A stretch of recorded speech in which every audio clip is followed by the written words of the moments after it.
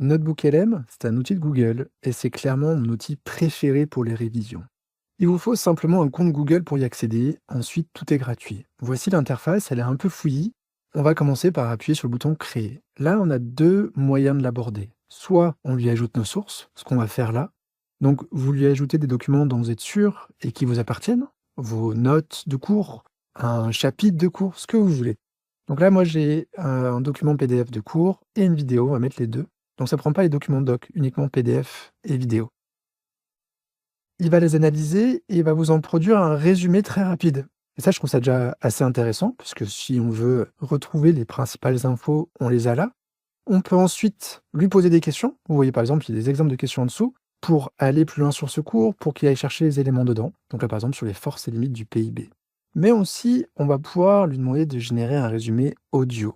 Alors là, ça prend un peu de temps, ça va prendre généralement 5 à 10 minutes, mais derrière, vous avez un mini podcast de 5 à 15 minutes entre un prof et un élève qui vous résume vos documents. Et ça, c'est vraiment cool. Là, vous voyez que pour la réponse, il me source chacun des éléments en me disant d'où ça vient. Donc là, il m'indique que ça vient de l'INSEE et du document en question. Et ça, je trouve ça génial parce que ça vous permet de vous rassurer sur la qualité des réponses. Vous pouvez aussi lui demander de générer une carte mentale. Alors ça prend généralement 2 à 3 minutes et c'est très efficace. Et dernière nouveauté, vous pouvez même maintenant demander de générer une vidéo en IA. Alors attention, elle est en français. On va pouvoir la personnaliser à réaliser en français. Donc vous devez demander de le faire en français parce que pour l'instant, sinon, on le fait qu'en anglais. Mais c'était pareil pour le podcast avant. C'était qu'en anglais au début. Donc j'espère que dans les prochaines semaines ou prochains mois, vous pourrez facilement le faire en français. On lui laisse un peu de temps. Alors, on a déjà la carte mentale. Voilà à quoi elle ressemble. Donc, avec les différents éléments sur lesquels vous pouvez cliquer, il y a un peu d'interactivité. Donc, moi, je trouve ça super puisqu'on a un moyen simple et visuel de retrouver les éléments. Par contre, si vous le téléchargez, l'image est figée et vous ne pouvez plus cliquer sur les liens. Par contre, dans Google et dans Notebook, du coup, c'est gratuit. Et vous pouvez le faire autant que vous voulez. Moi, je trouve ça vraiment ultra intéressant d'avoir sa propre carte mentale.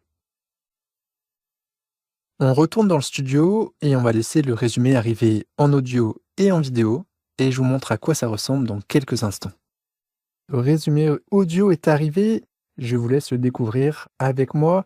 L'avantage de ça, c'est que vous pouvez l'écouter juste avant votre examen, dans le bus, dans le métro, dans votre voiture, avant de vous coucher, quand vous le voulez. Et je trouve ça plutôt de très très bonne qualité. Le PIB, le fameux produit intérieur brut. On entend ça dans les infos, partout. Mais qu'est-ce que ça mesure au juste? C'est vrai que c'est un incontournable. Alors aujourd'hui, on va essayer de... Donc voilà, c'est toujours un dialogue entre deux personnes. Ça répond aux principales questions sur le sujet afin d'avoir les éléments en tête avant son examen. On attend encore quelques minutes et je vous montre le résumé vidéo.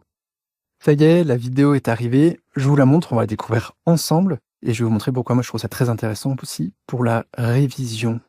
Le temps qu'elle se lance.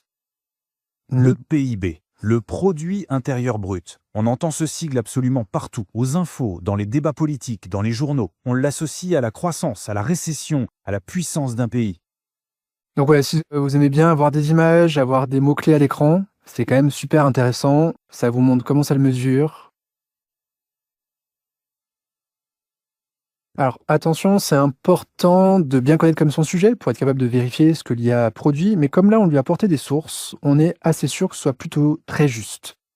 Et la vidéo, vous pouvez la regarder dans votre notebook ou la télécharger pour la récupérer sur votre ordinateur. Voilà pourquoi j'adore cet outil, et dans une prochaine vidéo, je vais vous montrer comment il y a un autre moyen de générer des documents.